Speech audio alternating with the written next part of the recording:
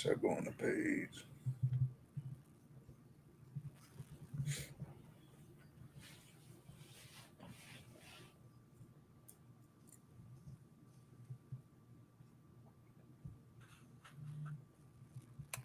All right, probably starting to get some trickles in. I don't know if the comments are going not. Well, I guess it takes a couple of minutes for people to get in here.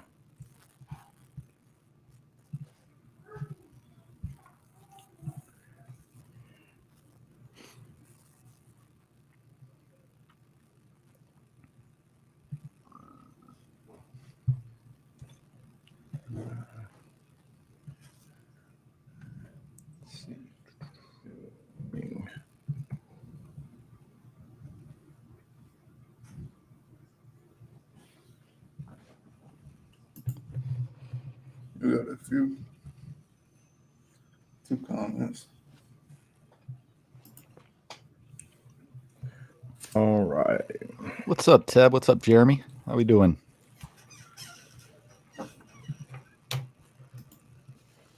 Jeremy and Tab are our most faithful. Yeah, we go live. They're here. We appreciate that. They're more faithful than I am. What we got on Twitter?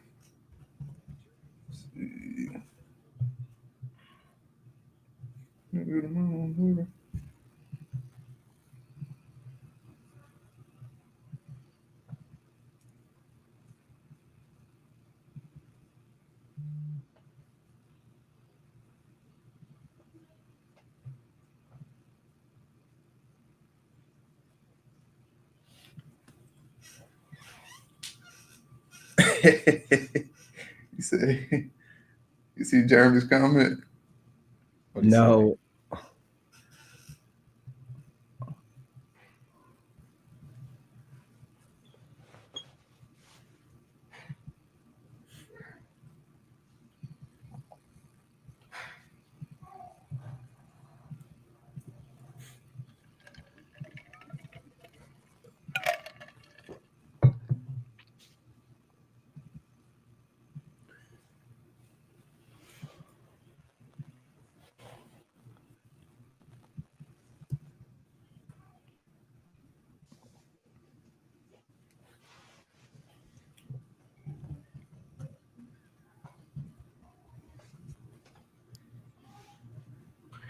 All right, I'm good. If you guys are good, we've got a good number of people in here, and we'll get rolling. 3, 2, 1. Welcome back to Double Fries No Slaw. Back with you guys again. A regularly scheduled show, not a pop up for the first time in a few. Myself, TJ Pittenger, FSU national champion Freddie Stevenson, and Richie Barnes. Guys, we're gonna get right into it today. I don't wanna delay this or hold it up. I hope you guys are doing well. I'm not even gonna give you a chance to answer. Real quick, show is brought to you and sponsored by Guthrie's in Tallahassee. Their 2 locations are 2550 North Monroe and 1818 West Tennessee Street. We'll talk about them again later. We've got a special guest. I'm going to add him in, and we're going to get kicked off and get started. Mike Martin Jr., Meat. How are you doing tonight, man? Thanks so much for coming on the show. Absolutely. Appreciate it. By the way, Guthrie's, golly, those were the days, man. I used to house like 3 or 4 of those like it was nothing. And, oh, man, good times. Do you still hit it often? That's really all that we brought you on here to talk about was Guthrie's and food and stuff. Yeah, I mean, seriously, and don't think for a second that Zaxby's did not steal their recipe and the sauce and everything else. I'm convinced that that's all they did was steal it. So anyway, sorry. But Coach, we need to know: is it double fries no slaw when you go there? Oh, gosh, of course. Let's go. All right. Again, I don't know anything about what you guys are doing and whatever, but as soon as you said double fries no slaw, I'm like, boom, got it. I know exactly what you're saying. When we were setting this up, we were trying to think of all the, we've told this a couple of times, but we were thinking of all the cliche Florida State names, Unconquered and Tribe, and like just all the cliches you can come up with. And somebody said, just do it based on Guthrie's. Like everybody loves Guthrie's. Like do something off the wall. And we were like, all right, sounds good. So Yeah, we used to sit in line in the drive-thru for literally an hour and a half to get food. It's the slow in service. They had crack mixed in. Something in their batter had crack in there, and it was game on. That is hilarious. No, it's good stuff, and we've enjoyed it. I mean, we were fortunate enough to partner with their locations there in Tally, and so we like it. I'm in Tampa. I went to the one down here just the other day. But yeah, no, it's good stuff for sure. So we'll take it over to the field for a second. Weird season last year, right? Shortened your first year. I don't know if you talked a ton about that. Well, what was that like? Just how, kind of the whole year. So two-parter, like taking over the excitement of your first season as head coach, all the excitement that comes with that, and then the abrupt end of sports. I mean, what was the roller coaster of emotions on that like? Yeah, it definitely was. I'll roll out and lose my first game to, golly, I don't even know who it was. It was a guarantee game. I lose that. So then we get going, play decent. We could really pitch. It was a good team, and I really believe we would have made a run at it because we were starting to play defense. Your pitching on is going to go as far as your defense, and I like the club. We had some guys starting to heat up. Reese Albert, Elijah Cabell. We had some pieces, and had a guy like C.J. Van Eyck and Shane Drohan, who are no longer with us. They got paid, and I'm glad for them. And but again, it was weird. And then the whole thing comes crashing down, and in a matter of literally days. So it definitely was surreal.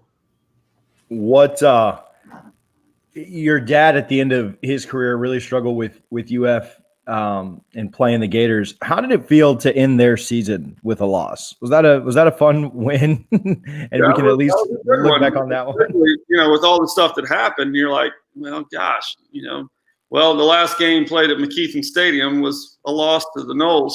So get some. Yeah, they had to tear the building down after that, man. That was it. The last game played, and it'll go in all the books. That was it. So that was pretty sweet. But I'm sorry, I'm into watching golf, and I'm making sure this Gator Horschel doesn't win this tournament. Okay, that's good. We're good.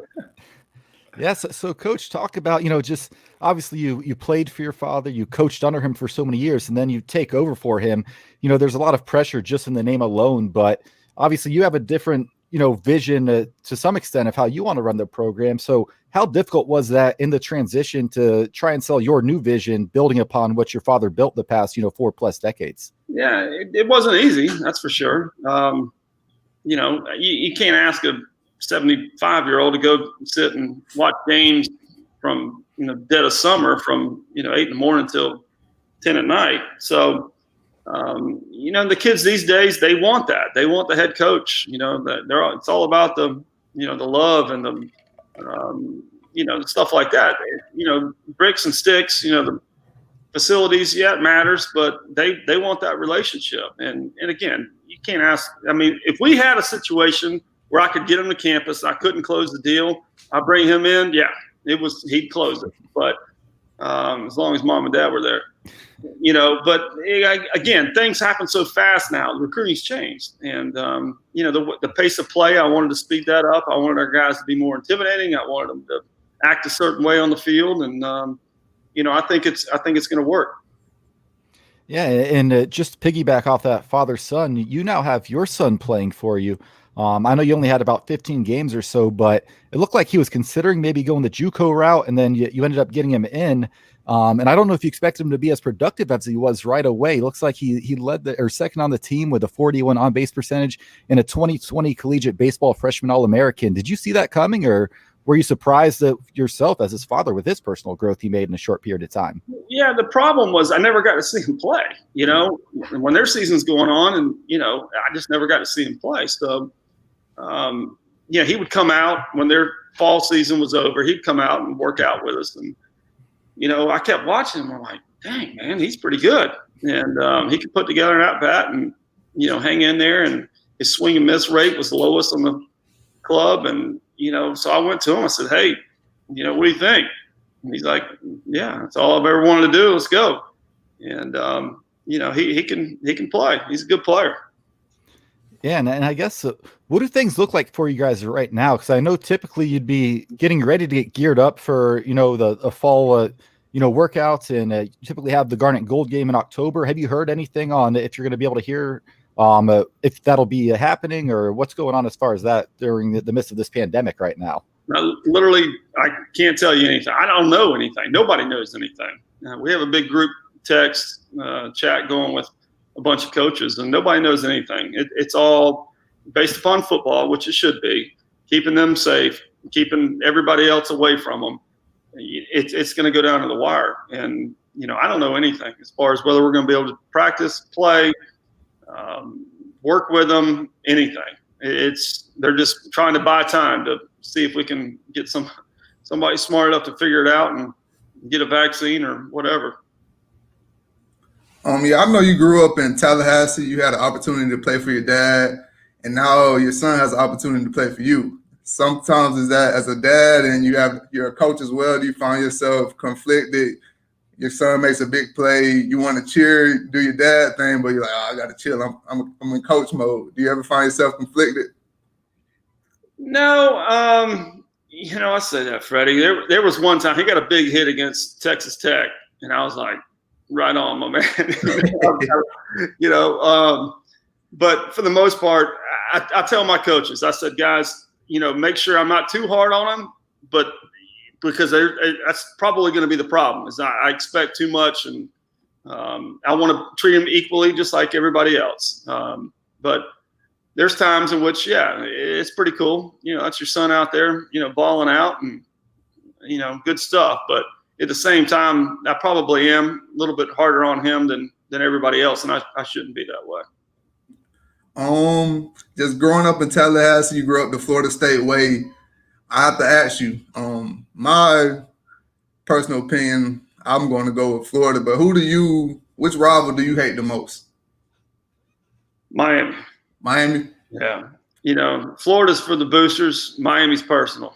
It's always been that way back when, I was playing and, you were playing. They were out of the mix. It was like, whatever, they were trying to figure things out. But Miami was always us and them in football and baseball. And, they cheated us, not to get into all that, but the sign stealing and from the video cameras and stuff like that was done a long time ago. Isn't it ironic that Alex Cora, who was the other one? There's another one that both came from Miami, and they all got implicated in the MLB stuff, but they were doing it back in college, and it was terrible. And so, Miami, no question.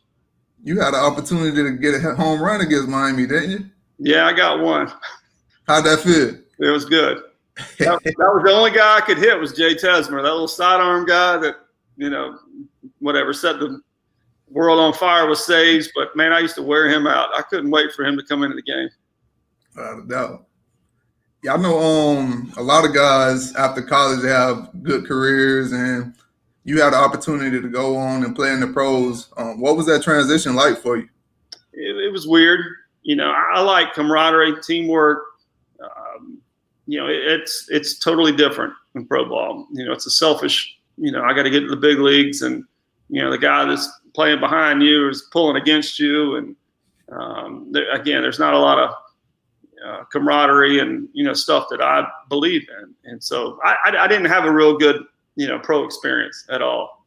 But again, it's for some people, it's not for others. And they're going to take care of the ones they got money in. I can promise you that. Without a doubt, it's very political. Oh, yeah.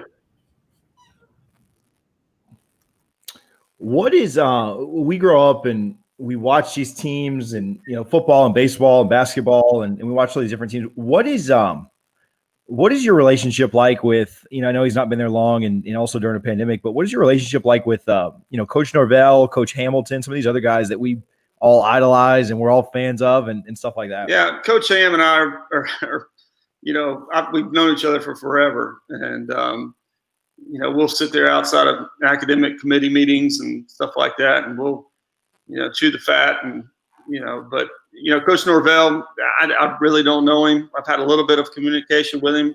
Thank goodness he's all about some two-sport guys, which, Florida State needs to continue to be two-sport U.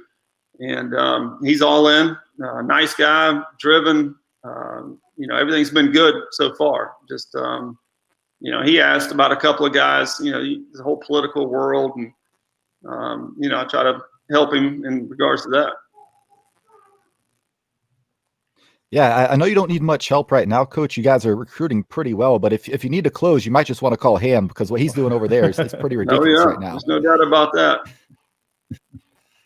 I know that, again, the season kind of got weird and cut short and stuff like that.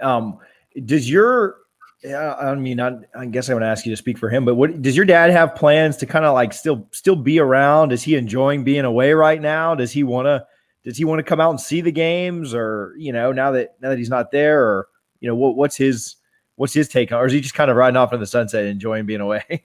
Yeah, he's climbing the walls like we all are. And he's kind of at that point where he's like, shoot, man, mom's, driving me crazy, or mom's pushing him too hard to do yard work and stuff like that. And he'll randomly call and say, hey, y'all practicing today? Yeah, come on out. So he came out one time and it literally looked like the town bum. I mean, he had dirt all over him, grass clippings, pine straw coming out of his shoes. And, I'm like, what's going on? He's like, yeah, Meemaw has got me working. So it's third time now, so it's good. I know you saw so much in Tallahassee, all the different stars, all the changes. Do you have any memories that just stand out to you? You witnessed the Deons, the Charlie Wards, those guys. Do you have any stories that kind of stand out to you? Any funny stories? I know you witnessed it all. Yeah. I mean, again, I've been around it, Freddie, for so long. I forget what I did, but I was hurt. And Randy Orovitz was doing something. And I went in the training room, and Odell Hagens and golly, who else was in there? But they come in just pouring sweat, and they like chasing Charlie Ward. They just like you can't catch the guy. He could be in a phone booth and you can't tackle him. And I just remember those days. It was good times. Everybody was happy, jovial. We were obviously really good. Those were the days. Mm. And as an athlete, I wanted you to answer this. Everybody's different, but what do you look for coming out of high school in your athletes? What intangibles are you looking for in a player, and what do you think a player needs in order to be successful? Because we know a lot of guys that have the skill set, but it'll be a few things that keep certain guys from being successful, and they'll kind of kill you that they can't put it together. Yeah. You got to have them right in a lot of phases. They better be right mentally, physically, spiritually, socially, and that's the big thing these days, especially. There's a lot of stuff going on in these kids' heads with social media and all the stuff that comes with it. And it's scary, and they've got to be right. So that's what I'm basically doing. There's not a lot of recruiting with me going on right now. It's just raising money, because we got to keep the money coming in to where we can provide those guys to be right in all those spaces. And I think it's crazy important. You were talking a little earlier about, just kind of being unaware of what the future holds, obviously with the pandemic and different things going on.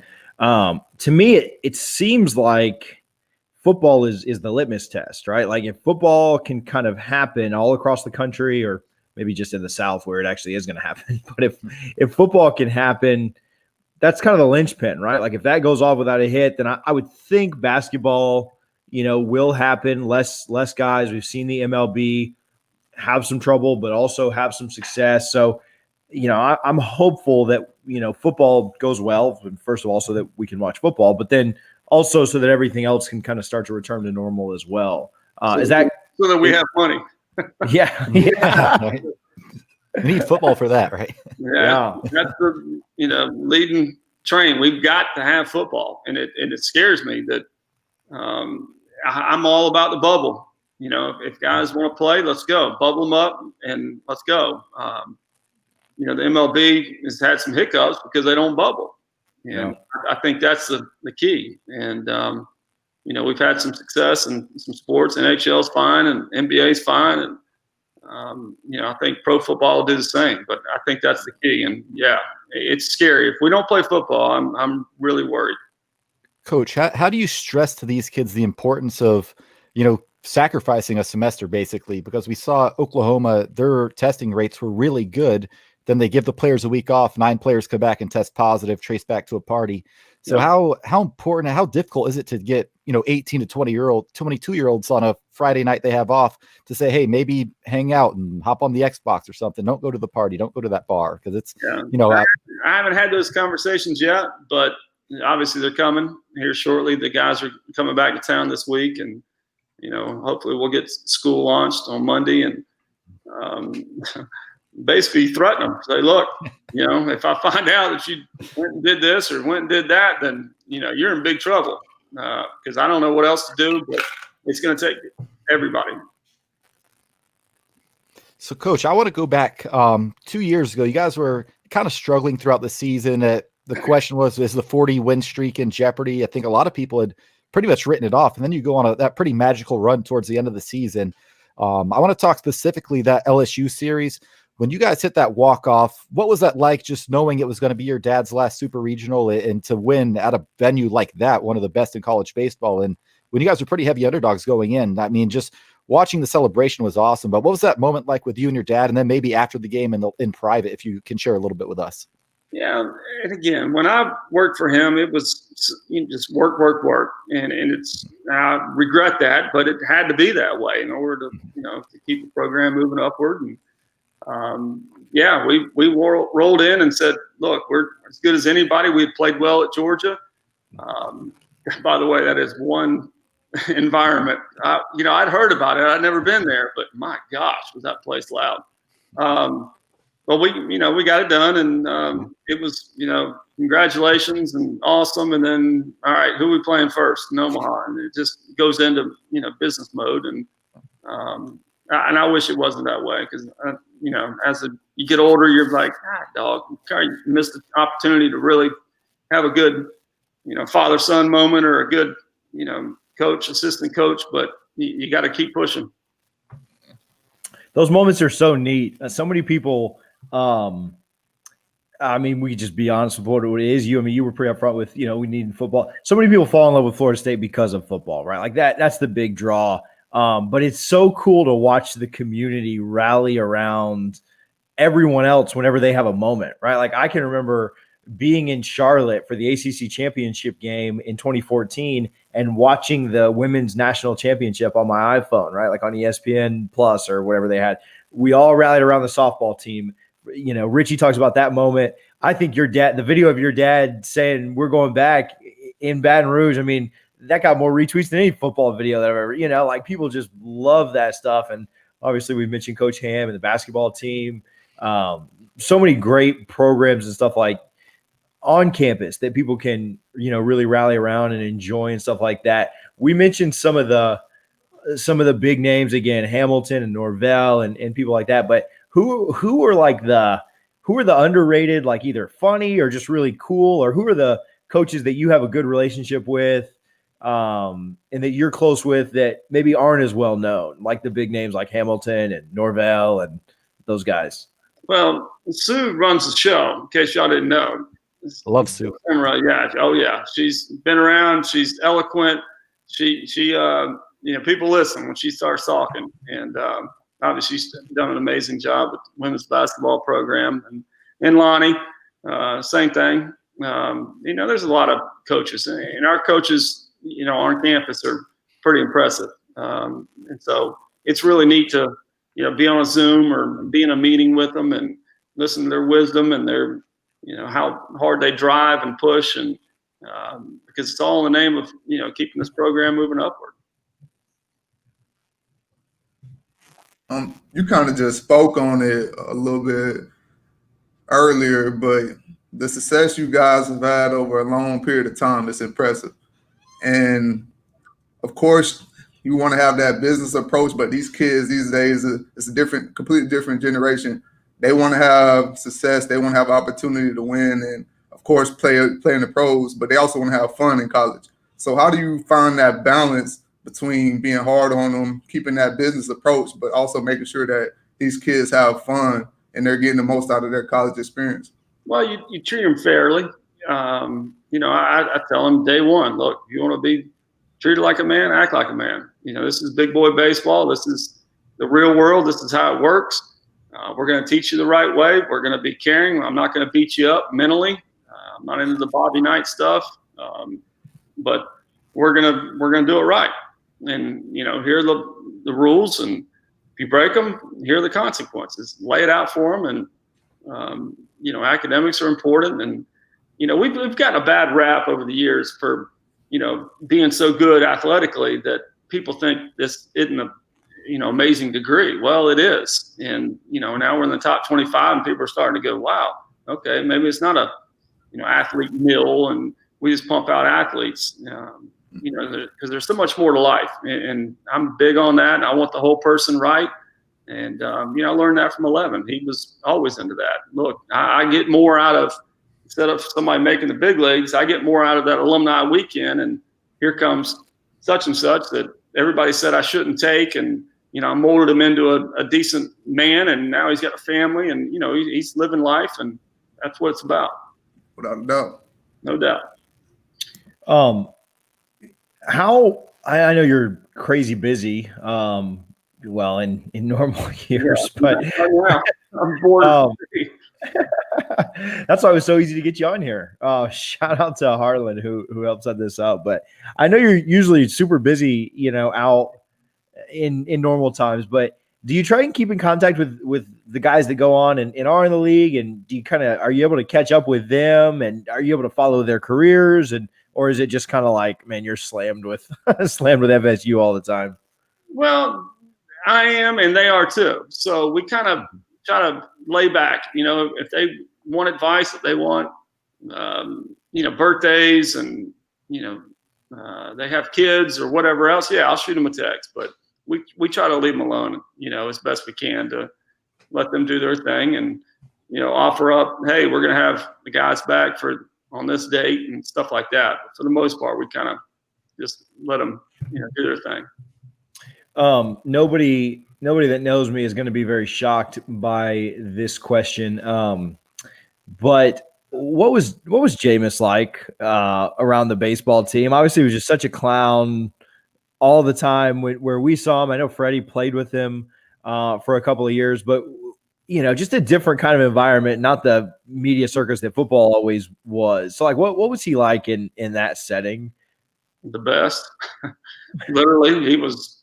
He was the first one to the clubhouse. He was the last one to leave. The low on the totem pole guys loved him. He never was, even after he won the Heisman, he was still, Jay Boo. He was just one of the guys. All he wanted to do was compete and win. And, he cared about the university, he cared about his teammates.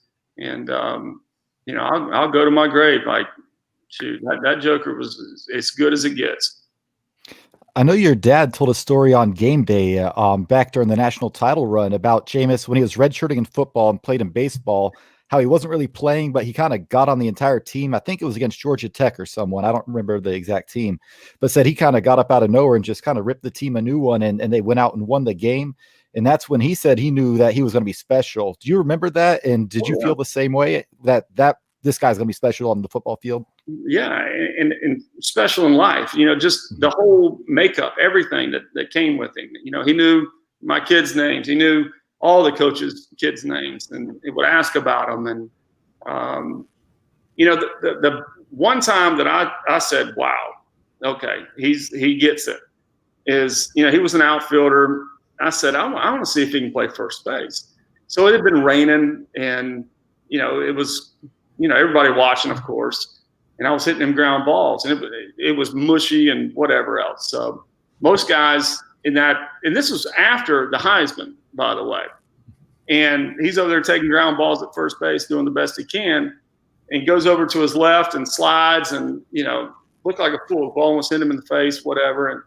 And, most guys laugh and try to, give that, what am I doing here? He's like, no, hit me that same ball again. I was like, okay, he gets it. Like, this ain't about, what you look like. This is, how you play and how you go about your business and getting after it and trying to make yourself better. What was that season like with him after he had won the national title in the Heisman? Because I know you guys had played at UCF. I'm in Orlando, so I was at that game. I remember specifically you guys were playing the Yankees down in Tampa, and we got lucky with some really good seats behind home plate, right behind some scouts actually. And Jameis came into pitch, and the crowd went nuts. And these scouts are looking around like, these people are crazy. This isn't even an actual game. So what was that like for, maybe not for Jameis, but for you and the players who aren't used to those massive crowds where he has, hundreds of people trying to get autographs before games?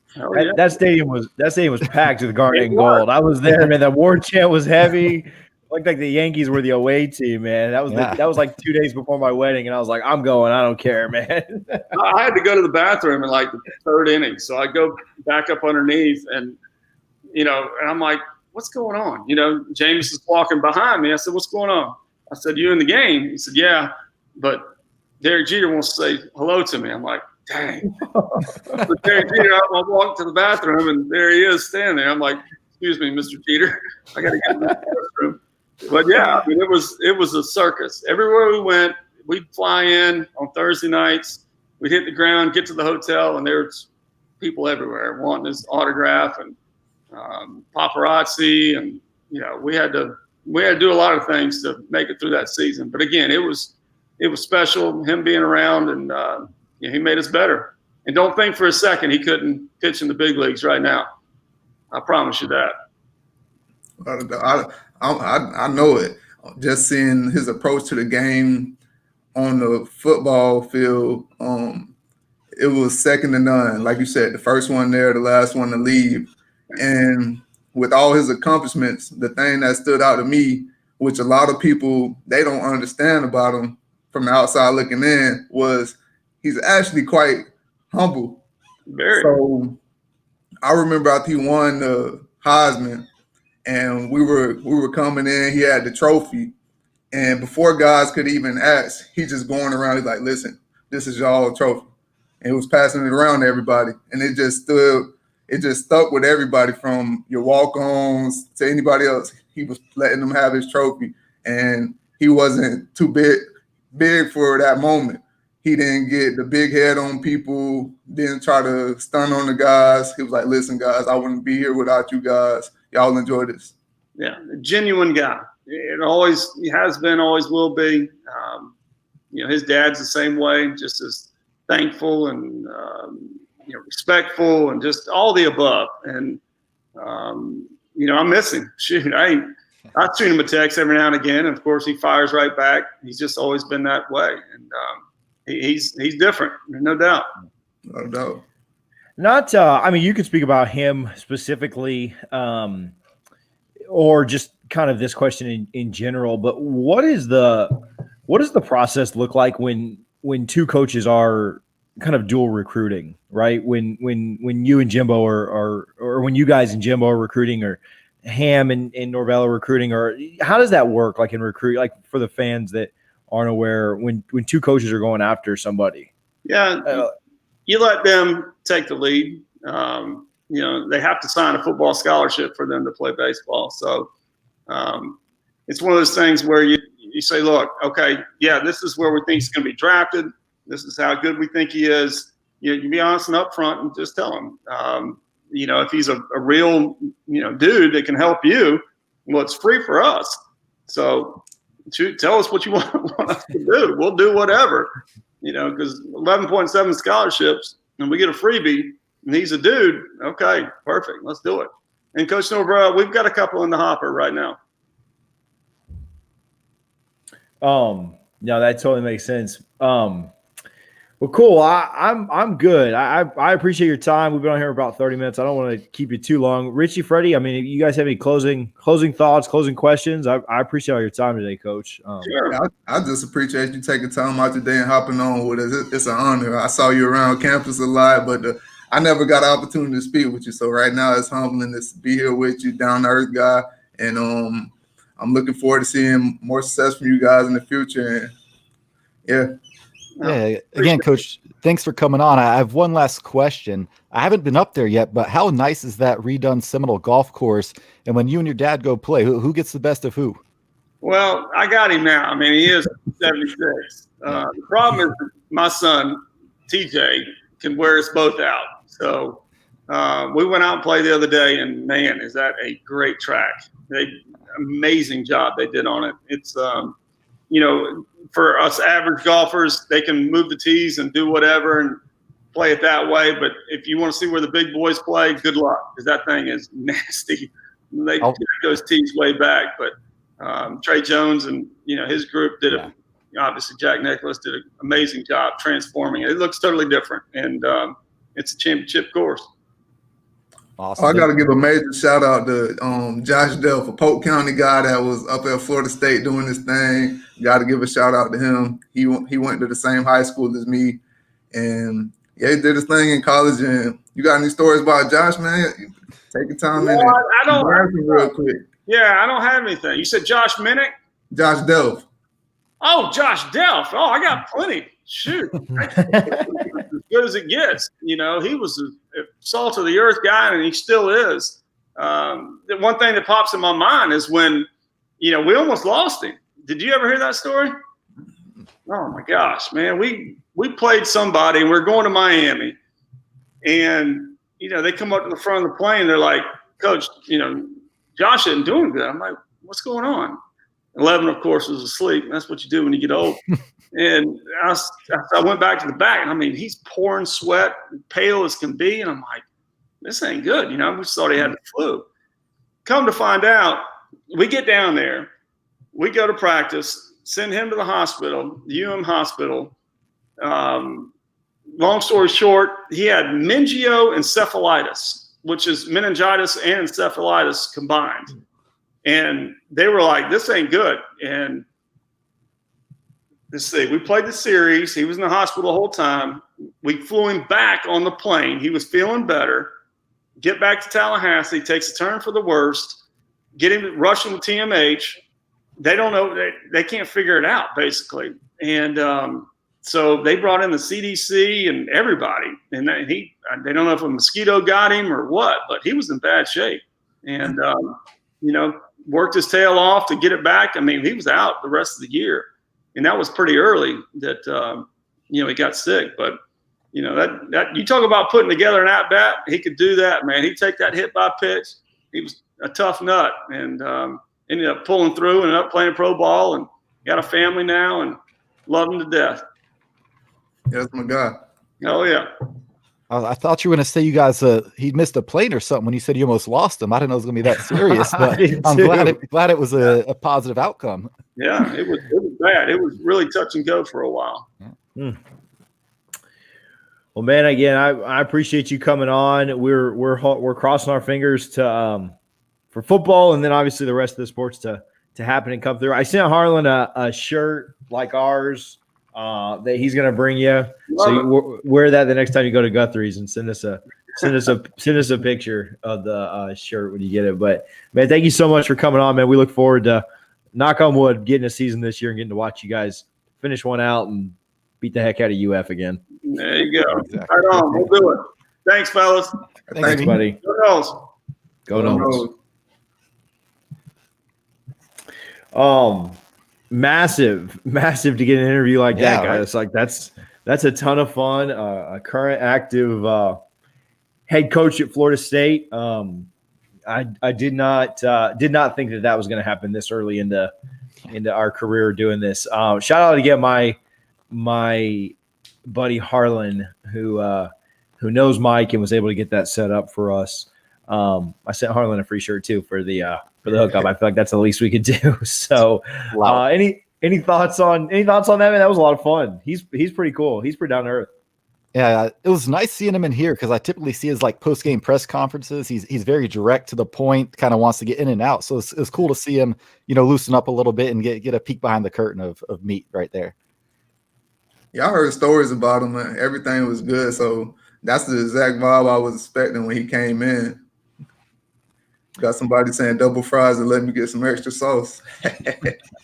That's what I did. We didn't talk about it a ton because we had the interview with Kadarian. We'll shut everything out that we normally do at the beginning of the show now. But I went on Friday. I know I mentioned that on the last show, but I went on Friday, had lunch with a buddy, actually a Gator fan. I introduced him to Guthrie. Well, I couldn't remember if he'd been or not, but went and got the extra sauce, brought my wife some home. She asked for the extra sauce, no coleslaw, so it was good. Again, brought to you by Guthrie's in Tallahassee. Double Fries No Slaw is 1818 West Tennessee Street, 2550 North Monroe. Tell them we sent you. Tag us, and I got a bunch of stickers and stuff here. I'm mailing stuff out for people that tag us in pictures of their Guthrie's order. I'll mail you stickers or whatever. Well, that's all you're getting, but I'll mail you stickers and you can put it on stuff. The shirt is live on our Instagram. And then if you're watching this right now, do me a favor, retweet it, share it. I'll bring you one tomorrow, Dan. Dan did that before we started doing the giveaway, so it didn't really count. But we're doing a giveaway on Instagram right now as well. If you go to our Instagram, it's the second post from the top.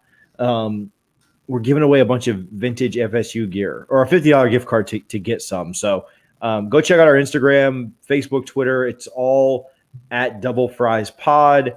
If you could retweet, like, share all this stuff. I see 46 people in here and 7 likes. So we should have about 30 more likes coming soon. So I'm not great at math, but like this, share it, tag some friends. We appreciate the support and the love and stuff like that. So, how am I? I think I'm through everything. I don't think I'm forgetting anything. Richie, I think you got some camp updates. We've got another guest coming up in a little bit, but I think you got some updates on camp. If you guys want to talk about your weekends, what you did, we've got some time to kill here before this other guest gets on.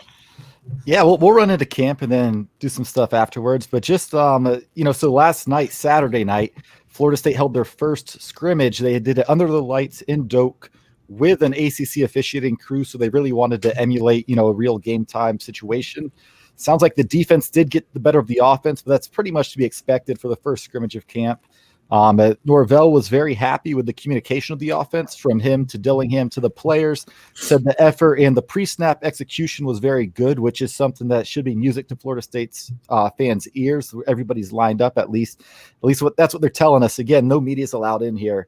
So we're kind of going by what the school has to say, but looks like Travis Jay's really standing out. Kando's flashing. They're still working on some rotations with the offensive line. He said he'd like to get down to 8, but for now, they're really tweaking, trying to see what works. I guess the big story is Blackman sounds like he got the majority of the reps, but he had the 2 freshmen, Chubba Purdy and Tate Rodemaker, live, so they were taking hits.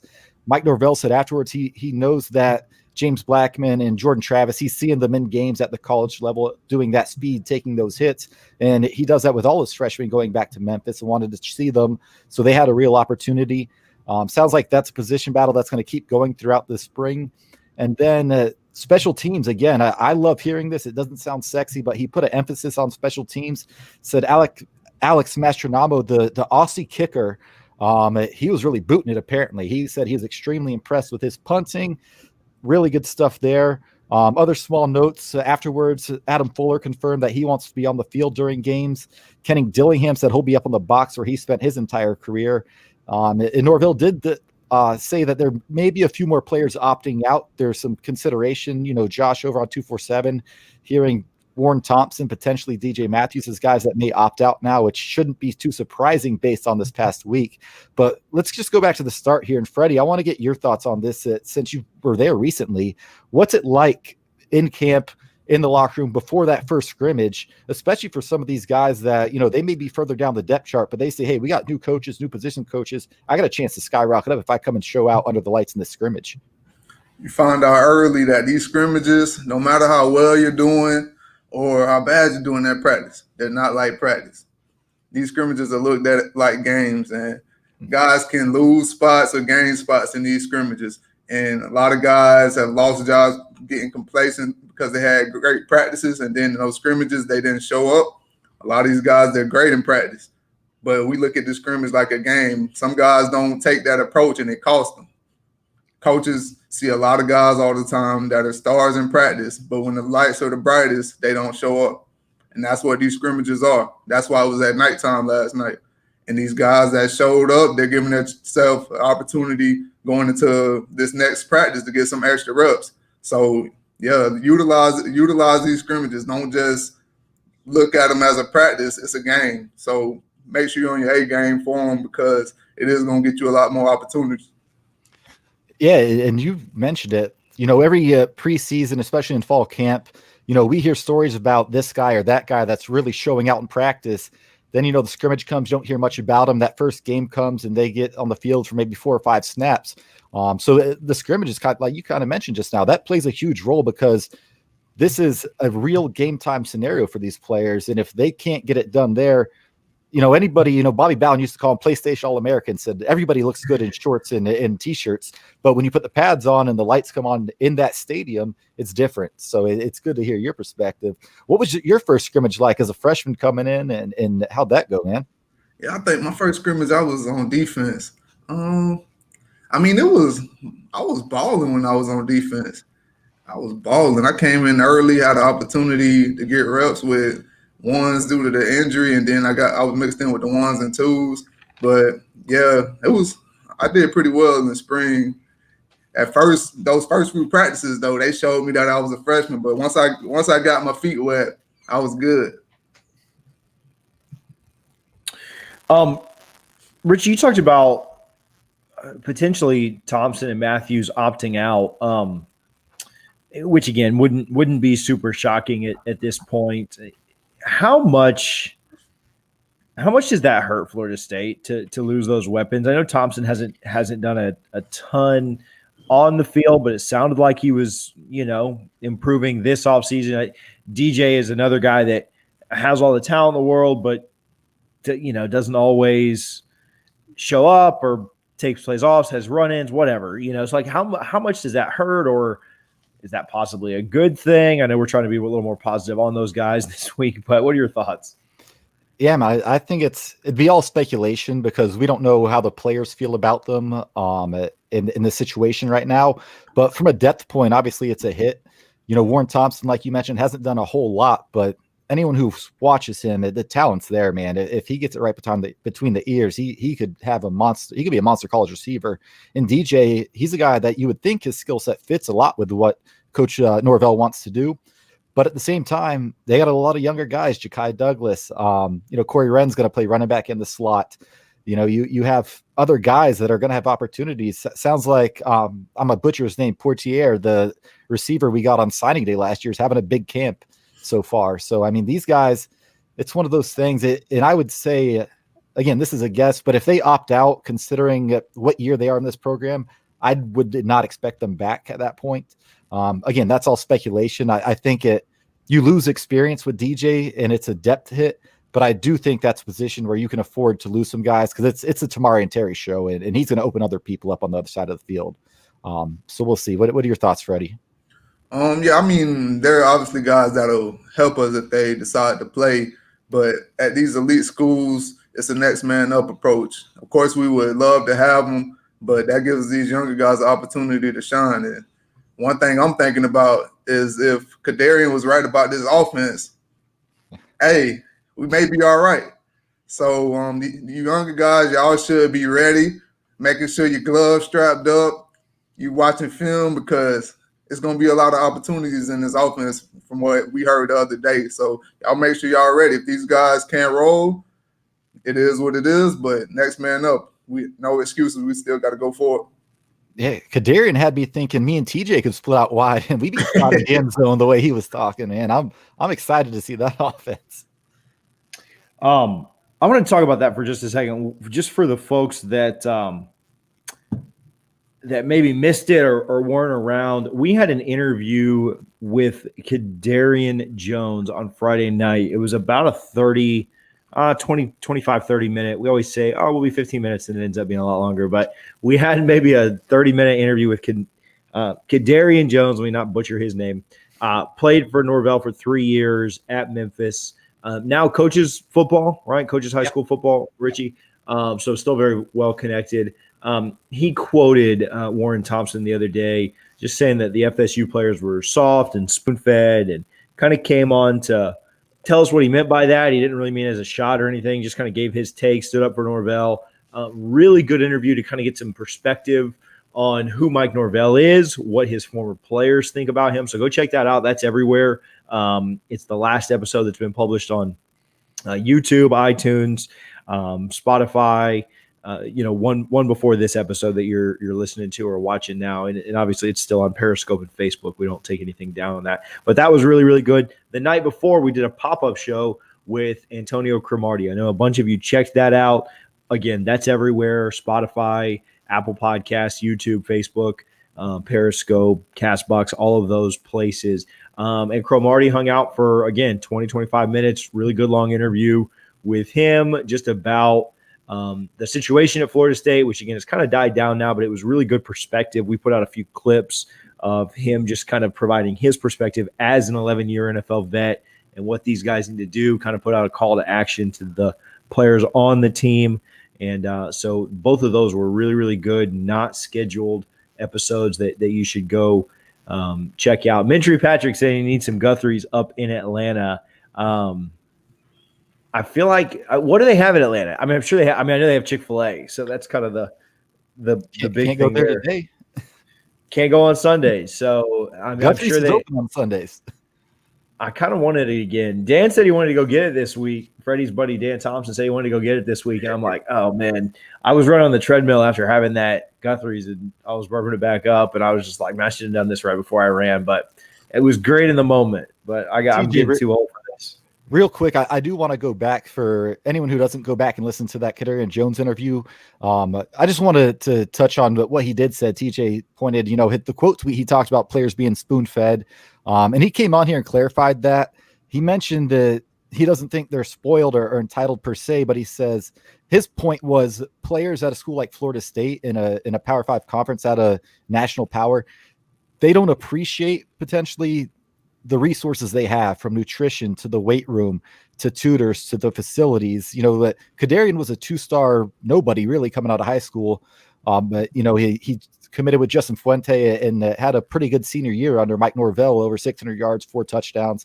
And he kind of said, from his perspective, you guys don't realize how good you have it going to a Power 5 school where you're 4 or 5-star guys. So it wasn't a shot at them personally, just saying, he has a perspective that anyone who spends 4 years at Florida State doesn't understand. If you've gone to a JUCO, or, for the unfortunate situations where kids go to a place like Florida State and end up at a JUCO, if you watch Last Chance U, they can explain, man, they have all the resources in the world to be successful. And I think that's all he was trying to say. And I hope some players listen to it and take his advice, because I thought both he and Crow gave outstanding insight.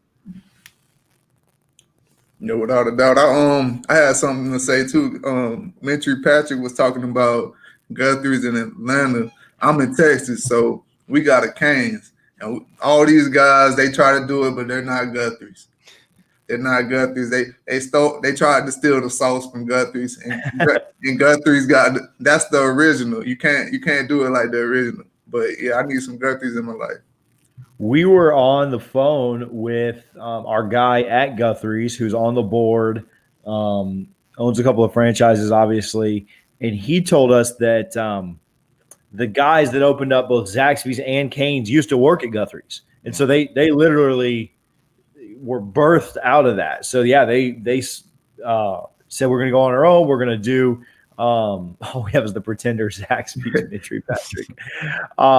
So they truly were birthed out of Guthrie's, and I've never had Raising Cane's. See a lot of people talking about it. I don't even know if it's in Florida. I don't know if Cane's is in Florida anywhere or not. Somebody else. But I've not had that. I've obviously had Zaxby's, but yeah, nobody does it like Guthrie's. Zaxby's does like a whole bunch of other stuff and wings and salads and all stuff. I mean, just give me the chicken tenders, the pizza toast, and the fries. I don't even need the coleslaw. I wonder if Guthrie's gets mad that like everybody craps on their coleslaw, but like they don't even work. Like I told the guy behind the counter, I said, "Can I have extra fries?" I said it like it. I said, "Can I get double fries, no slaw?" And he's like, "Oh yeah, absolutely." Like he gets it all the time. So I mean, I think they know. I don't even know if there's any coleslaw in the back. I just think they know that they have it up there, and like everybody's gonna ask for double fries. So I'm glad that Meat's a big Guthrie's fan too. But yeah, those other two did come out of Guthrie's. Like Guthrie's is the reason for them. So both those interviews were really, really good. And we've got a couple minutes before our next guest comes on. You guys have any other thoughts or anything while we're on here? Just a few quick notes. Florida State did get a commitment yesterday from a 247 4-star composite 3-star wide receiver, Malik McCain. He's 6'5", 195, runs a verified 4.5 40, picked Florida State over Alabama, Penn State, Miami, Texas A&M. He mentioned Texas A&M and Florida State were two of the ones that it really came down to, so it's nice to pull one from Jimbo. They're now 21st nationally with 15 commits. So there's your 30 seconds of recruiting. We promised you we wouldn't spend a lot of time on it. The last thing that Norvell said yesterday is they hope to replace the Samford game. We talked about it on the last show, how that game was canceled. And it sounds like he hopes to have an update this week, whether they have a replacement or if they're just going to play 10 games this season. So no strong sources saying who that 10 or that 11th game might be now. But we talked about it last week, and we can rehash again. Do you think it'd be better to play a game, or would they benefit from Georgia Tech having a bye before Miami, while Miami has to go to the road at Louisville the week before? I know, Freddie, you were kind of leaning towards wanting that extra tune-up game. You still feel that way? Yeah, just with all that went on this offseason with guys training back at home and not having a spring to practice together, I think that second game is crucial for us to build some more chemistry. Yeah, I think knowing what we know, it's kind of like the Bucks with no preseason, right? Like I think the Bucks are going to be good this year. I mean, they're playing with the greatest quarterback that ever lived, but he doesn't have a preseason. So yeah, Mintry Patrick here is talking needing the reps. Totally agree with that. If this was the 2014 FSU team that returned a ton of talent, a ton of people on that squad. Same quarterback that play. If it was 2014 FSU, I'd say let's take we need all the rest we can get. 2013's injury luck was great. 2014's wasn't. But let's take the game off. Let's rest. We don't need that. We played the Citadel in 2014. If that game would have been wiped off our schedule, I'd have been fine with it. This one, I'm not. I'm more on we need the reps. Freddie, you talked about the difference between practices in a scrimmage. I'm sure that it goes up tenfold going from a scrimmage to somebody else in that other uniform. And so just some things you can't replace. So I'll take the game for sure too. Richie, are you leaning that way? Are you leaning toward rest? Have we sold you on it, or where are you at? As long as it's a game where we know we'll have the backups in by late third quarter, I'm fine with that. There's talks about other Power Fives. I don't think anyone would come here, but I'd rather not play, a fringe top 25 team in week 2 right before Miami. I'd rather have the week off if that's the case, considering how young this team is. But yeah, if you can get an equal replacement to a Samford, then yeah, I think that's extremely helpful, especially to the younger guys here, right? Because we don't know how many games we'll be able to get these younger guys in, and that's when you would hope you could get live reps. And with it being early in the season, maybe, it's like a scrimmage. A young guy steps up and just makes 4 or 5 plays that he hasn't been making in practice that earns him some playing time against Miami or later down the road. So I'm definitely on board with the game. I just want it to be a guaranteed win. Yeah, and those are tough, or have been tough to come by the last couple of years. 2 years ago, Samford wasn't even a guaranteed win. We talked about USF. I think they just make a ton of sense from a geographical standpoint. But I don't know what the American's doing. I mean, I haven't heard anything on, what the American Conference is doing or not doing. I really haven't heard much out of anybody that's not Power 5 unless they were canceling, right? So I think USF. Yeah, I think they're in wait and see mode. I know I forget the guy's name. The AD for UCF came out with a statement last week, and it was very vague. Basically, it said that we're prepared to play in September, we're prepared to push back, and we're prepared for a spring ball. So he kind of left everything open. I think they're probably waiting to see what the ACC, SEC, and Big 12 do. The SEC is supposed to release their schedule with dates tomorrow at 7 p.m. on the SEC network, or tonight if you're listening on Monday. So I think that's another step forward in the right direction. But if we get to all three of these teams in camp end of August, I think the American will say, okay, we're playing as well because we have other people kind of leading the way for us. They're not going to be the ones to say, hey, we're coming out, week 0 to play. I don't think that'll be the case, but I do think the American, they're probably, their fans care more about football than any other Group of 5 conference. They do have some really good fans in that conference, and I think they're going to try and play if the Power 5, the 3 of them get off the ground running. Yeah, and they've got a lot of teams. I mean, I just thought about Cincinnati, but a lot of their teams are here in the South, right? So UCF, USF, Memphis, obviously. Who else is in there? Texas's governor came out advocating for football, so they should be good. So yeah, it'll be interesting. I think I'm hoping for a quiet week because I can't keep leaving my wife to do these pop-up shows 3-4 times a week. She's getting a little upset with me having to take care of the puppy. But yeah, man, hopefully if we can get through these next 2 weeks with students coming back and we don't have a massive outbreak that also impacts the football team, I think that's going to be interesting because I think a lot of colleges will have outbreaks. Just bringing, 20, 30, 40,000 kids back to a central location, you're going to have outbreaks on campuses. How will they react? And kind of like Meat said, is Norvell threatening the players? Like, hey, stay away from the general population if you want to play, because it's a shitty thing to hear if you're a college athlete and you're a big man on campus. You get to walk around with your Florida State football gear, baseball, basketball, whatever it may be. But can you convince 18 to 22-year-olds to make a sacrifice for one semester, at least for football? If they can do that, then I think we'll play. But I mean, these next 2 weeks are going to be very interesting for all of us. I think with that, you just have to have. It's cool for Norvell to threaten them and everything, but these seniors that came back for their last year that want to help their stock out, like I said, with our squad, the veterans, they were grabbing you, they were getting in your chest. So no, you're not finna mess up my season. I came back, I risked all this to come back. You're not messing up my season. So I'm letting the young guys know that we didn't come back for anything. Y'all say y'all want to win. Y'all say y'all want this. Y'all got to show me. We can have fun after this season is over with. I just messaged our supposed to be next guest, and I'll give him just a couple minutes. And if something kind of came up, then we'll wrap up here in a second. Kind of from a national perspective, I kind of want to get you guys' thoughts on this. Knowing what we know, and let's assume that the Big Ten, I know there's some smoke around the Big Ten trying to, overrule what was already decided. But let's assume the Big Ten's out and Ohio State doesn't play. I think there are 2 obvious picks for the playoff. But who are your 4 playoff teams right now? Say the season happens, we get a full season, or what's proposed by the SEC, Big 12, and ACC. Who are your playoff teams right now? You go first, Richie. All right. So I'm under the impression with all these conferences playing a conference-only schedule, conference reputation is going to matter more than it has in the past, right or wrong.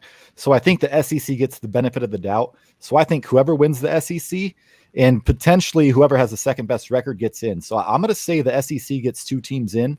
So I'll say Alabama, and then maybe Georgia or Florida. I know people don't want to hear Florida, but it'll be interesting. I think Dan Mullen's a really good coach. He just doesn't have the elite talent that he needs. But if they go 9-1 and their only losses to Alabama, it'll be interesting to see what happens. So I'll say 2 SEC teams, Alabama in a +1, Clemson obviously, and then either Oklahoma or Texas, because I think. And I'm excited because I'm glad we don't have to worry about teams like Oregon or, or a Utah sticking around for 10, 12 weeks until they lose a game. So I'm excited about it. But yeah, I'll say Oklahoma, Alabama, Florida, and Clemson. Yeah, I kind of think the same thing. I won't bore you with my thoughts, but I think it's the same thing. If Georgia wins that side, then they're in. Yeah, I agree. I was just trying to think about the teams we had. But, I think this is – I hate to say it about the Gators. I think this is the year they beat Georgia. I just think they take that next step this year. So, I think they'll be one of those teams to get in. But I'm here for it if they lose, because they're fans last year after they lost to Georgia. We're not happy, man. If it happens again, I'm here for it. I'm gonna be on Twitter. I don't care if we're 0-6. I'm gonna be here. Well, speaking of Georgia, noted Georgia fan. Just kidding. Just ask Twitter on this one though. But Barrett Silly, how are you doing today, man? I'm good, guys. What's happening? We are doing well. Thanks for taking a couple of minutes with us tonight. I'll start with this, but double fries, no slaw. Have you ever had Guthrie's before? Yes, a lot. I went to Auburn, and there was a Guthrie's right near my apartments, both of the apartments that I lived at, and actually one just opened up right across the street from my current neighborhood, like 2 weeks ago. So, are you in Atlanta? Am I? Yes. I think this is the first Guthrie's that's ever been in Atlanta. So it's like legitimately right across from the entrance to my neighborhood. So I've been there often. Somebody in the comments was asking for Guthrie's in Atlanta to get one. So whoever that was, there is one. Yeah, whoever that was, go do a Google or something like. That's right. right off Buckner Road and Veterans. It's right there. Awesome. Well, we were just talking national landscape. Obviously, stuff is so weird right now. I've got a couple of questions for you, and I'll pass the mic here.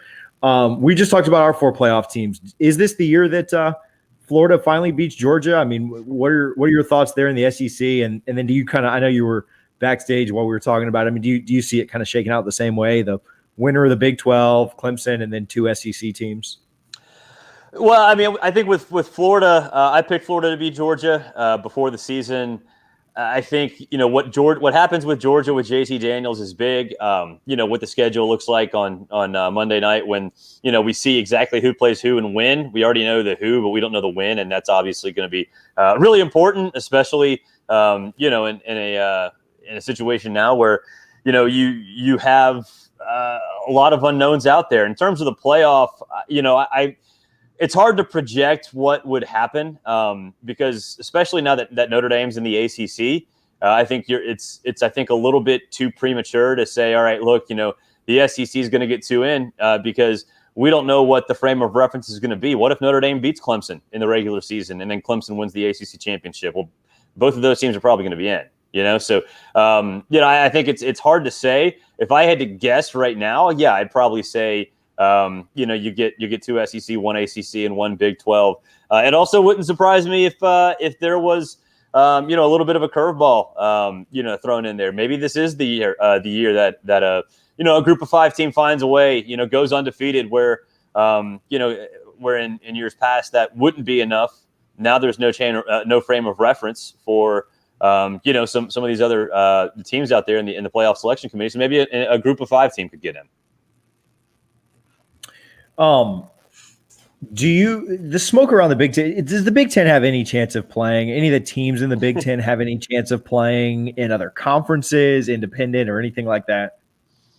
No, I don't see how that would be legitimately possible at this point. I do think, though, that you could see this have some trickle-down effect and maybe some of these teams, decide they want to jump ship and bail because they're clearly in a conference led by a commissioner who, that neither of whom value football all that much, and neither of whom really understand, where, the pecking order of college football is. So it wouldn't surprise me, long term if this doesn't linger, and when TV contracts and all those other things come up. Do you have a situation where an Ohio State wants to bounce or Nebraska? Maybe, but no, I don't think it's going to happen. It can't happen right now. I do think, though, the chance of them coming back, yeah, I could see it happening. I'm not saying it will, but I could see it happening.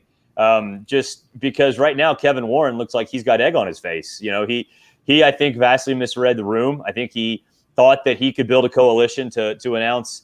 At the same time, and that everybody would follow the Big Ten's lead, which to me shows just a massive ignorance of the college football landscape and pecking order.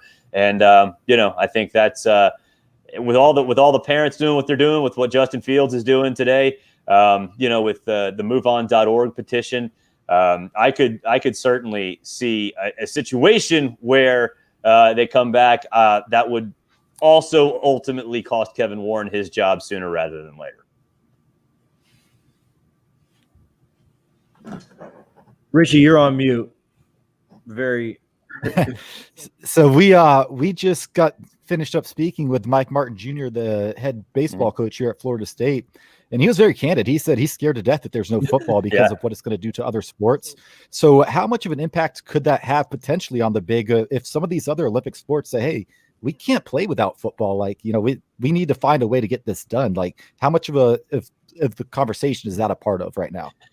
Yeah, it's big because I think I read that Georgia is the only school in the country that can still turn a profit if it doesn't have football. Just by the way the balance sheets work out, I think that's the case. Notre Dame might be in there too. But yeah, I mean, all those sports, those are the ones, you know, obviously we've seen Group of 5 schools cut sports. You saw Stanford cut sports. Baseball's not going to get cut at Florida State. There's no way about no chance for that. But the resources that would be provided would be cut. There's no doubt. I mean, it would be across the board in every conference that doesn't play. Every sport would feel the hurt. A lot of them would be canceled. You know, football, basketball, baseball obviously wouldn't. But we've seen not in the Southeast, and I grew up playing baseball, so I kind of know this. I've been around Southern baseball for a while. The revenue that goes into those sports and the amount of attention that gets paid and the amount of dedication these schools have made toward that is something that has been building for like 30 years. I mean, the different facilities that have been, just progressively building. And then once, the explosion of TV contracts started about 15 years ago in college baseball, what were already great programs just exploded. It would all shrink. It'd all go away. And, that sucks because a lot of kids, see an opportunity, through college baseball, especially now. I mean, you look at the SEC and ACC now, that's a good opportunity for a lot of players, a lot of whom, probably could have gone out of the minors, but, probably, wouldn't make a ton of money.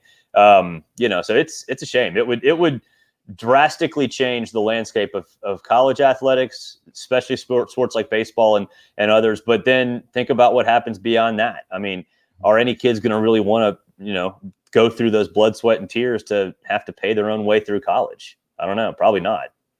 Yeah. And it seems like we're getting a lot of conflicting reports, which is obviously it's everyone with this pandemic. It goes beyond sports, but last week, the Big Ten, they cited a study that since it's come back and they're not sure how valid that study was.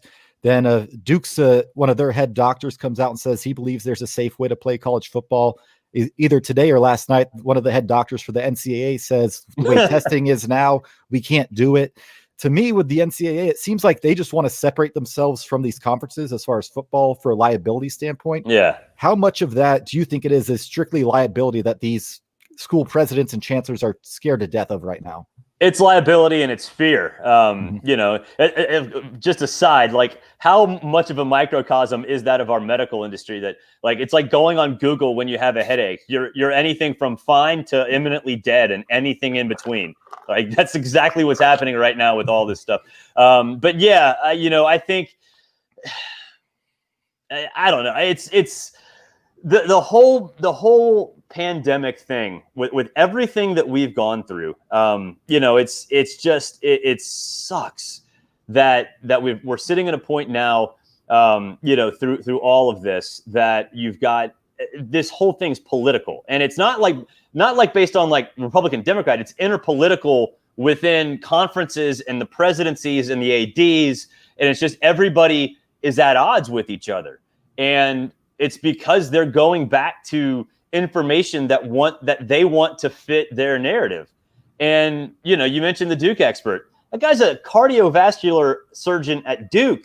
The head of the cardiology department at Michigan said that the information that the Big Ten used was flawed. I mean, there's no consensus. So because of that, yeah, liability is definitely the number one driving force, because if there's not going to be a clear-cut, pathway for everybody to sort of follow, then you're going to get people who disagree with your path that reluctantly go along with it. I also think that there's fear now too, because what has happened, and the NCAA's always been toothless. We know that, right? Like that's just they're nothing more than a umbrella.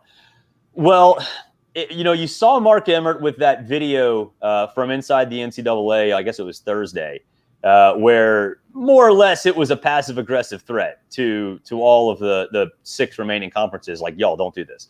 But now I think what the NCAA says, or what thinks, is that, holy crap, if those conferences play, it's over. Like, the NCAA is over. There's no teeth to that dog anyway. We know that now.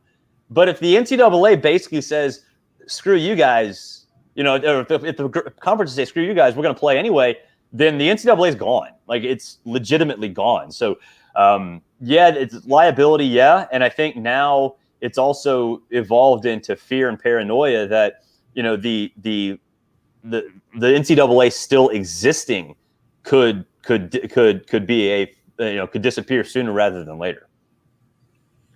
If the Big Ten was able to go on somehow and have a season, would that kind of change your top 4? Because I know me, Richie, and TJ, we all believe that with Justin Fields leading the charge for Ohio State, they were going to be a monster this year, and that was definitely going to be one of my teams to come out in that championship game.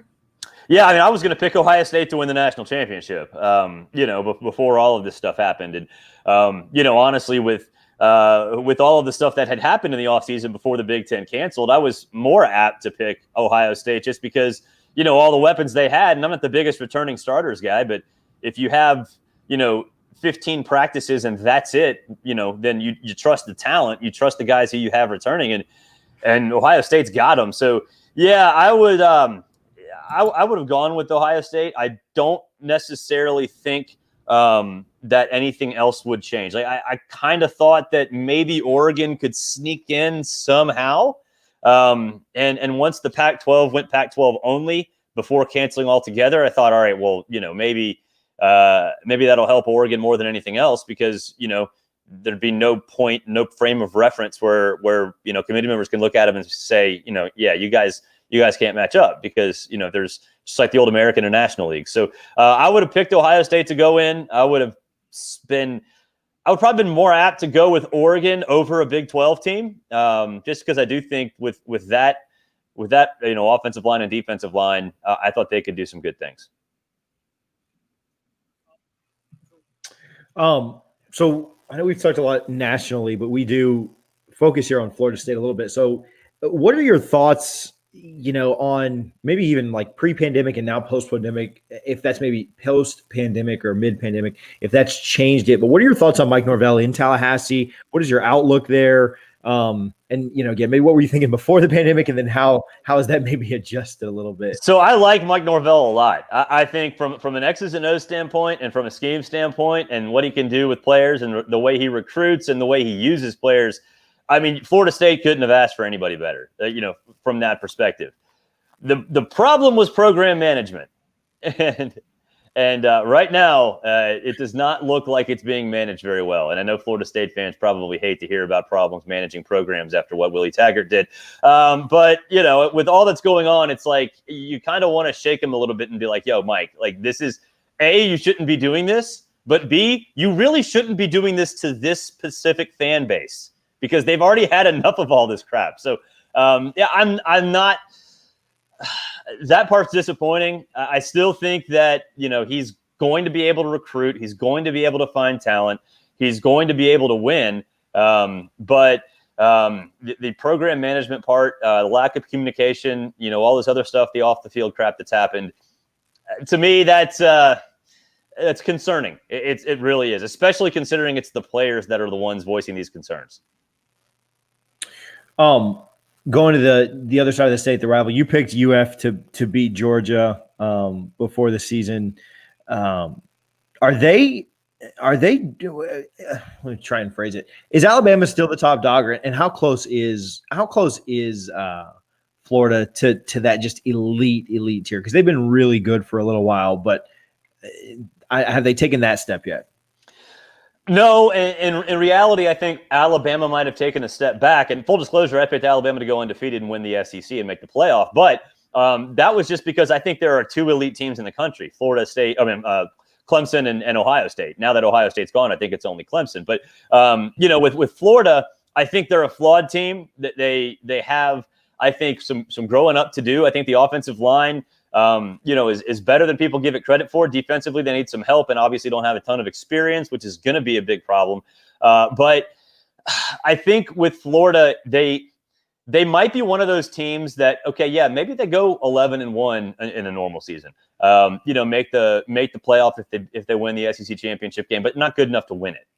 If the breaks go their way, then I could see them making it. I just don't think they have that elite talent, that elite depth that some of these other teams have. And honestly, I don't know if Alabama does this year, because I don't really know what to expect from Mac Jones.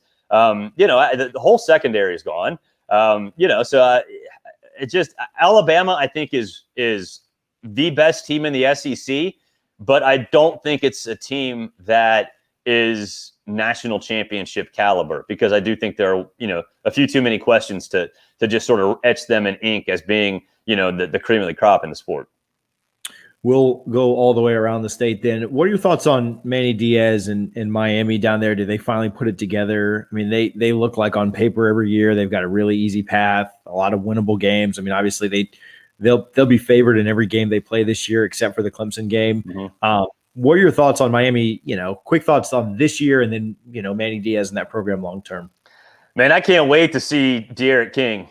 I mean, I cannot wait to see De'Aaron King. And unfortunately, with what happened with Russo going, that defense kind of took a hit. But I think, I love what Rhett Lashley does. I think when you put Rhett Lashley with De'Aaron King, that's just an absolute perfect match, because when Rhett had the keys at Auburn, he was able to do things with players that have some accuracy issues and do them well. Nick Marshall finished 8th in his career, or 8th all-time in Auburn in passing yards. Nick Marshall, 8th all-time at Auburn in passing yards. And how did he do it? Rhett Lashley found 4 or 5 things that he was good at and just hammered him into the ground. And that's all. That was the offense. It was zone read and like 4 or 5 schemes passing, and that's it. And De'Aaron King's a better passer than Nick Marshall. So I can't wait to watch what that is and what that marriage is like. I think they got dealt a bad hand, with the divisions in the AC, or the divisions combining, because I think they had a cakewalk into, the ACC championship game. And it could have been like it was, a few years back when, they were in the ACC championship game, they had 1 loss, and, in theory, they were in the playoff hunt, even though, watching them play, we knew they weren't, but, the paper was there on paper they were. So, I can't wait to see what happens. I think the division's getting erased for this season really hurts them. I think the Diaz hiring Lashley and getting King it will be and should be a lot of fun. One more ACC question for you. One team that's seemingly getting a lot of national hype right now is North Carolina. Obviously, Sam Howell's a really good quarterback. Sucks we didn't keep him, but it is what it is. I wish him nothing but the best. He made the best decision for him, and it paid off. So I don't blame him one bit for avoiding this ship right now. But are you buying the hype of North Carolina as a team? I mean, they went 6-6 last year, but they're being picked as a favorite pick to win the Coastal along with Miami there. Are you high on them, or do you think they're being overhyped, or just about right? What's your thoughts on them? Yeah, North Carolina's a mystery to me, because with Daz outside, they've got weapons, and they've got like that one like connection that they can build off of. And aside from that, I think it's hard to pin down, because you go watch what they did last year. That offense was extremely inconsistent. But Phil Longo's a really good coach. I think Phil Longo got a little bit of the short end of the stick when he was at Ole Miss because that program was in shambles. I thought he did some good things last year, but they just couldn't do it consistently. Consistently was that part of the partly because the players and the depth wasn't there, probably. So yeah, I'm excited to see what happens. I mean, Sam is one of the best quarterbacks in the country. I think we all know that. And having another year, in that system, even though it's been a disjointed, COVID shortened off season. I think that it's going to be fun to watch. I think consistency is there. I just can't trust them to be, to make that immediate jump right now. I think it's a slower build than maybe, other people in our business sort of expect. And I just have one last question for you. I'm going to put you on the spot here because nobody really knows, but Twitter's going to hold you accountable. do we see Florida State and Georgia Tech on September 12th? Give me a percentage, and then what's the percentage you think that the college football season plays out to completion? Selfishly, I hope we don't see Florida State, Virginia Tech on the 12th because that's a week Georgia after Tech. I'm sorry, Georgia Tech. That's a week after my son's birthday, and that's the day of his birthday party. So really banking on a delay. But no, I do think I think the season will go off. I think the ACC will have to push back. I think you're probably everybody going to be starting around September 25th and make that what Labor Day weekend normally was for all conferences. I think the politics of all this is so ridiculous, but the SEC is so mad at the ACC for putting in that scheduling requirement being out of state or being in state for ACC teams. Mm-hmm. I think the three big conferences are going to kind of put their arms around each other and be like, all right, big hug, bygones be bygones, whatever. So I think we play. I don't think you'll see the Seminoles play in what would have been week 2. I think they'll probably, if the ACC has to change the schedule, they have to change the schedule. If not, no worries. But if I had to bet, I think that everybody starts that September 25th weekend. Make it a 3-day event or whatever. But I do think we'll have it, and I do think it'll be relatively uninterrupted. Because TJ knows this. I think a lot of this stuff is being used to drive ratings, and that's it. Well, I'm here for a football season, so let's go. How good, or just maybe how not bad, can Florida State expect to be this year? I think every game on the schedule minus Clemson maybe Clemson and Notre Dame is potentially winnable, but I think every game on the schedule minus those two is potentially, with those two is potentially losable too, with maybe the easiest one being that Georgia Tech game, but that's week 1, so who knows? Yeah. So I think Florida State's going to play in a lot of coin flips, and so yeah. What are your thoughts on them this season? Yeah, I think the schedule, getting Notre Dame. I can't wait to watch that game. I remember vividly where I was that 2014 game, which was just awesome. I think that I think you're going to see some inconsistency, but you're going to see high upside. You're going to see a team that when it hits right, that's the team that you're hoping you get from Mike Norvell because he's a really good coach. I think unlike Willie Taggart, he actually can coach his way through some of his organizational flaws because, he's just that good. So I think you see, a high upside, but you might get a head-scratching moment or two. I know Florida State folks hate to hear that because that's been, the story of the last half decade. But, it's just it's growing pains. But I think that if they can find consistent quarterback play, which, who knows what it's going to be, if it's Blackman or somebody else, whoever it is, that the consistency is not going to be there. So still a good team, still a competitive team. We're going to put the fear of God into either Notre Dame or Clemson, but I don't think they win either one of those games, but they'll be competitive.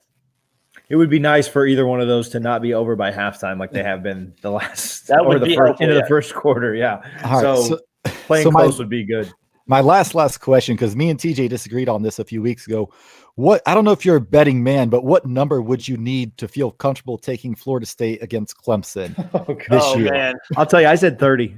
Really? I don't think it's that high. So I originally said 17.5. I think that was a little low. So if I said 23.5, is that I'd take enough? Florida State. I'd take Okay. Florida State. Oh, Just because the defensive line's good, right? Yeah. Like the defensive, that's going to travel no matter where the game is, no matter what time it is, no matter what if you're home or away or have a 2-game stretch or whatever. That's tough. That's not going to go away. So yeah, you give me 3 touchdowns in the Seminoles, yeah, I'd do that for sure. I definitely sound like a negative Nancy, but yeah, like Trevor Lawrence is so good, and I've just seen such incompetence the last few years that I may change my mind as we get closer to that game. But as of right now, I'm thinking I need like 28 or so. All the just touchdowns. So bad. Yeah, I mean, just they worked us the last 2 seasons, and so it's just been brutal. So, Freddie, Richie, I'm good. You guys have anything else, man? Barrett, I really appreciate you coming on and hanging out tonight. You guys good? Yeah, man. Well, thanks for having me, guys. I really appreciate it. And hopefully we have football here in a little while. Yes. Yeah, the return of sports has been great. I know you're a Braves guy. The Rays are doing well. I like the Lakers, and they're doing well. But there's nothing like football. So, yeah, I agree. No. Hopefully we get it back. So, thanks a ton for hanging out tonight, man. Yeah, guys. Thanks for having me. You bet. Thanks, Barrett. Cool. So a couple of fun guests tonight. I hope people enjoy both of those. I agree with him on a lot of that stuff. I think that it's good to hear optimism from national guys on Norvelli and Florida State. There's going to be bumps in the road. There's going to be growing pains.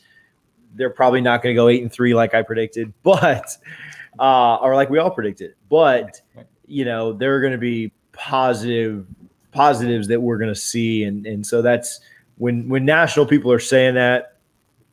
It's definitely a good feeling for sure. Do we have anything else tonight, guys? Do you guys have any thoughts on either interview or anything else you want to wrap up with? We've been on for a little over an hour and a half, and so I'll let these people get back to their nights that are hanging out with us. No, that's it for me. It was a fun one starting off with Coach Martin and then finishing off with that. It was a great night. Yeah, man, I'm very happy with Coach Martin. I thought he did a great job, very entertaining. And, I like the optimism with Norvelli and the X's and O's from Barrett, but I'm more excited with his optimism that we will have a season and it will be uninterrupted. So hopefully he's right, and we can we'll be here every Sunday to talk about Florida State and how they played the day before here in a few weeks. I think the bigger question is, will we do a pop-up show on Thursday, or can Florida State stay out of the news for a week so that I don't have to do another show? I mean, I enjoy getting on here. I enjoy doing this with you guys, and the support's been awesome. But my wife's kind of looking at me like, how many a week are you doing? So we've talked about maybe doing 2 a week during the season, like a Sunday recap, Thursday preview. If we played 10 or 11 games, that'd only be like 10 or 11 extra shows or so. So I think that'd be fun, but we'll see when we get there. I want to remind you one more time, Double Fries No Slaw is brought to you by Guthrie's in Tallahassee. Tag us in your pictures, and I'll mail you a Double Fries No Slaw sticker. I've got 1 million of them. Tag us in your picture, get in Guthrie's. If you're in Atlanta, they've got them in Alabama. They're in, obviously, northern Florida. Wherever you are, go get Guthrie's. But if you're in Tallahassee, that's where you should be going. So 1818 West Tennessee Street, 2550 North Monroe. Appreciate their support. We added another member to the team over the weekend, Brian Hathaway. Mentioned him on Friday's show, gave him a quick shout out. If you need any kind of logo drawn up, he's been super helpful to me and to us, putting some images out of different things we talked about on the podcast. So appreciate him. Follow him, bhath4. He's super helpful and kind of our lead graphic designer, or our only graphic designer at this point. So glad to have him on board. He really helps some of this stuff look a lot better than I can do. Of course, Ed Kennedy also helps us on a lot of social media stuff, so appreciate him. And that's all I got this week. Thanks, guys, for your support. Like, share, comment, retweet, follow on Instagram, Twitter, Facebook, YouTube, all those places. One more shout out. I don't know if you guys know this, but we made an appearance in the top 150 on the iTunes charts. So we made up to 137. I'm hoping that tomorrow, or maybe it's 138 right now. I'm hoping that tomorrow we make another jump because a bunch of you guys go listen to this and subscribe and rate us. But I don't know if you can see this or not. Obviously, I don't know how to hold my phone up to the camera. I'm not strong enough to unplug it. But anyway, we're on there. You can't see it, but Can't see shit, TJ. but it's on there. There you go. Double fries, top charts. Very good. Yeah. All right. So people listening, I'm sorry that I put you through that. So good job to you guys. Good job to all of us, I guess, to get Charlie on iTunes. Only up from here. So any closing thoughts? Who's got the song this week? I think I picked the one without knowing it on Friday night that we did. So I think you're up, TJ. I'm up. I will go with. I have no idea. So it'll be a surprise when I edit this. People that are listening can figure it out tomorrow. So that's all I got. Thanks, guys, for hanging out. Appreciate y'all. We appreciate y'all. Like you said, we appreciate all the support. Tonight you got a little national talk. We got to talk about some of your favorite teams. So yeah, help us crack into that top 100. You got us into the top 150. Let's get into that top 100. We appreciate all the support. Keep sharing and keep subscribing on Apple Podcasts and Spotify. Absolutely. Good stuff, guys. I'll see you hopefully not until Sunday. But if we do another one, we'll do another one.